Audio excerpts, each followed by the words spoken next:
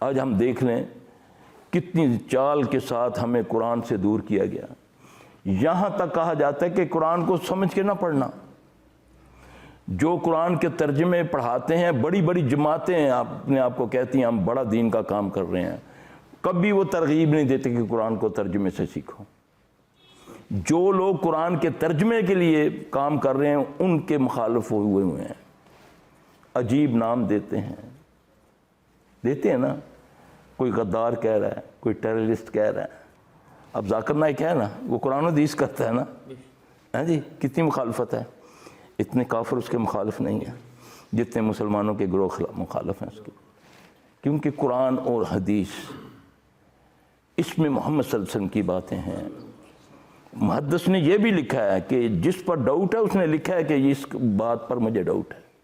اپنی کتاب میں اس نے لکھا ہے خود کہ بات تو میرے تک یہ پہنچی ہے, لیکن اس میں یہ 4 بندے تو صحیح ہیں, یہ بندہ جو ہے یہ سچا نہیں ہے, یہ سچا نہیں ہے, لہذا اس کی وجہ سے میں اس حدیث کو صحیح نہیں لکھتا, اس کو میں غریب لکھتا ہوں یا ضعیف لکھتا ہوں. انہوں نے خود میری رہنمائی کی نا, ٹھیک ہے. اب نبی علیہ السلام صلی اللہ علیہ وسلم کی یہ بات جو میں آپ سے کر رہا ہوں سانپ والی, عقل میں سمجھ تو نہیں آتی نا. اب چھپکلی ہے جی, اس کو مار دو. میرے تجربے میں کینسر کا کوئی مریض چھپکلی کو مارنا شروع کرے اللہ اس کو شفا دے دیتے ہیں. میں نے کئی ترجمے کیے ہیں, کئی تجربے میں نے کیا الحمدللہ. کھلے کینسر, گردن کا کینسر رس رہا ہے, اللہ نے اس سے بھی شفا دی. افحسبتم انما خلقناکم عبثا وانکم الینا لا ترجعون. تم نے کیا سمجھ رکھا ہے کہ میں نے یہ سب کچھ ایسے ہی پیدا کر دیا ہے؟ یہ اللہ کہہ رہا ہے. اب وہ سانپ کو مارا, صحابی کا واقعہ ہے, سچا واقعہ, نبی صلی اللہ علیہ وسلم سے مروی یہ واقعہ. جنگ خندق ہے, خندق کھودی جا رہی ہے, تیاری ہو رہی خندق کی. ایک صحابی نوجوان, نئی شادی اس کی ہوئی ہے, عرض کرتا ہے یا رسول اللہ صلی اللہ علیہ وسلم میں ذرا گھر کا چکر لگاؤں. آپ صلی اللہ علیہ وسلم نے فرمایا کہ خالی ہاتھ نہ جانا, کچھ نہ کچھ لے جانا, جنگ کا سما ہے. جب وہ گھر جاتا تو بیوی اس کی باہر گلی میں ہے, تو غصے میں کہتا تو اس وقت کیا کر رہی ہے؟ یہ صحیح حدیث بیان کر رہا ہوں, کوئی کہاوت نہیں, خواب نہیں بتا رہا کوئی, جا کے تحقیق کر لینا. اس نے بولا اللہ کے بندے غصے کیوں ہوتا ہے, اندر دیکھ کیا ہے. جب اس نے دیکھا تو اندر ایک سانپ اس کے بستر پہ بیٹھا ہوا تھا. اب صحابی کہتے ہیں کہ نہیں پتہ چلا کہ پہلے وہ سانپ مرا یا وہ صحابی, یعنی کہ اس نے سانپ پر وار کیا, سانپ جو ہے وہ جن تھا, اس نے صحابی کو مار دیا, سانپ بھی مر گیا. وہاں پر رسول اللہ صلی اللہ علیہ وسلم نے فرمایا کہ گھر کے سانپوں کو آواز دے دیا کرو. ریزن پیش ہو گیا, دلیل آ گئی, سنا ہے, آواز آئی ہے. یہ نہیں ہے ہمارا دین. ہمارا دین ہے ٹھوس بنیادوں پر. ادعو الی سبیل ربک بالحکمت والموعظۃ الحسنہ. لوگوں کو بلاؤ اللہ کی طرف حکمت کے ساتھ, اور لوگوں سے مباحثہ کرو لیکن دلیل کے ساتھ. دلیل کہاں سے؟ عقلی دلیل نہیں, نقلی دلیل. عقل تو کہتی ہے مجھے تو اللہ نے پیدا کیا, اللہ کو کس نے پیدا کیا؟ عقل تو کہتی ہے, حضرت علی رضی اللہ عنہ کسی نے پوچھا نا کہ عقل دین کے تابع یا دین عقل کے تابع, تو فرمایا دین عقل کے تابع نہیں ہے, عقل دین کے تابع ہے. پھر مثال دی, دیکھیں ہم پاؤں کا مسح کرتے ہیں, ہم تو مسے پہ بھی لڑتے ہیں نا, یعنی کہ جراباں من یا مسی ہوئے تو مسا ہوئے, ہے نا. انہوں نے بولا جرابوں کا جو ہے مسا, ہاتھ تو اوپر, پاؤں تو نیچے سے گندا ہوتا ہے, نیچے چلتے ہیں نا, تو مسا جو ہوتا ہے, مس جو ہوتا ہے اس کا, جو ہم اس کو مس کرتے ہیں وہ اوپر سے ہوتا ہے. عقل تو یہ کہتی ہے. تو عقل بھی کہاں سے؟ دین کے تابع ہوگی عقل تو تب جا کر ہم دین کے تابع دار ہوں گے. اور عقل دین کے تابع ہے, دین عقل کے تابع نہیں ہے. عقل مانتی ہے یا نہیں مانتی, بات اگر صحیح ہے محمد صلی اللہ علیہ وسلم کی یا اللہ کی بات ہے تو بس پھر منوان سمینا و اطعنا, پھر ادھر سنا اور ادھر اطاعت کی. یہ ہے دین. اب یہ ساری باتیں, کل مجھے ایک بی بی کہنے لگی کہ جی میرے شوہر نے ایک بلی کو مارا ہے. ایک بلی بچوں سمیت روزانہ آ کر تنگ کرتی, بڑا اس کو کہتے ہیں کہ یہ جائے. تو میں نے بولا بلی کو تو مارنا منع ہے. تو کیوں؟ میں کہتی ہوں پہلی مرتبہ بہت جگہ دور چھوڑ کر آئے تب بھی وہ آ گئی, پھر میرے شوہر نے اس کو مان دیا. مجھے ایک مریض یاد آیا, شارجہ میں تھا,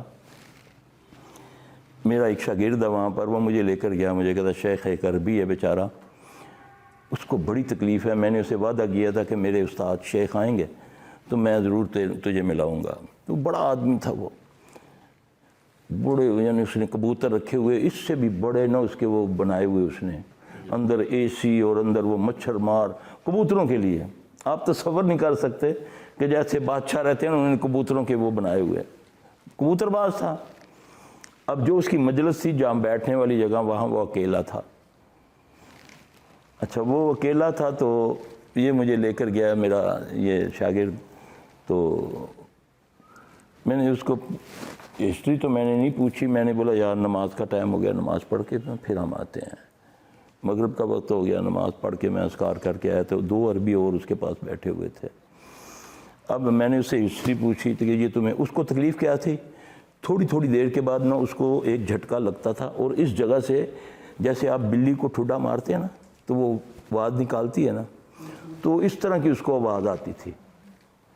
تو وہ کہتا ہے اس بیماری کی وجہ سے میں نہ کسی مسجد میں جا سکتا ہوں, نہ کسی مجلس میں میرا مذاق اڑتا ہے, کیونکہ بار بار مجھے ایک جھٹکا لگتا ہے, میرا جسم ایسے ہوتا ہے, تو اس جگہ سے نا عجیب سی آواز نکلتی ہے.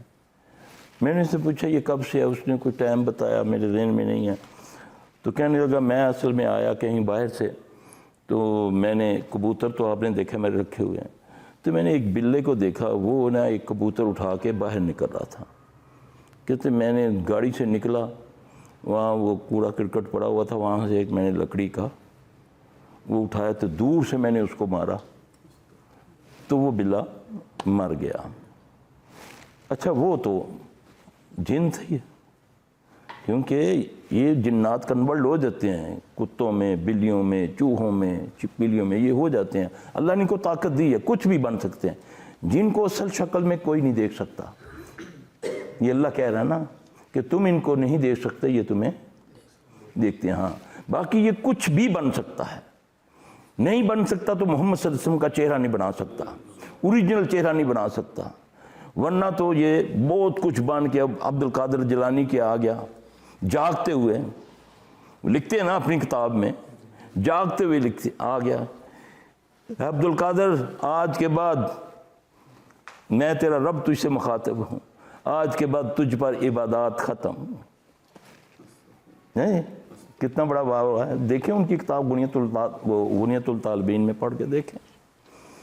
اچھا انہوں نے بولا کہ نعوذ باللہ, اہل علم تھے نا, فوری وہ محمد صلی اللہ علیہ وسلم سے دلیل لیتے تھے نا کہ آپ صلی اللہ علیہ وسلم آخری وقت میں بھی جو آواز آپ کے لاغر ہو گیا, بولا نہیں جا رہا, تو ہائے میری نماز, ہائے میری نماز, ہائے میری نماز, اور پھر آپ صلی اللہ علیہ وسلم بے ہوش ہو جاتے ہیں آخری ایام میں. تو میں نعوذ باللہ نبی سے بڑھ گیا ہوں کہ مجھے آواز آ رہی ہے کہ تم پر عبادات ختم ہو گئی.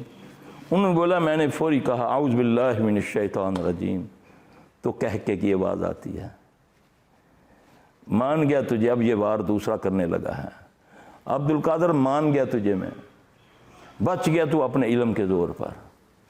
ہم تو گھمنڈ کرتے ہیں نا علم پر, 2 باتیں مجھے انگریزی میں آ جاتی ہیں, یا کوئی تھوڑا بہت کسی کتے بلی کا نالج مل جاتا تو میں انسان کو انسان ہی نہیں سمجھتا, نعوذ باللہ.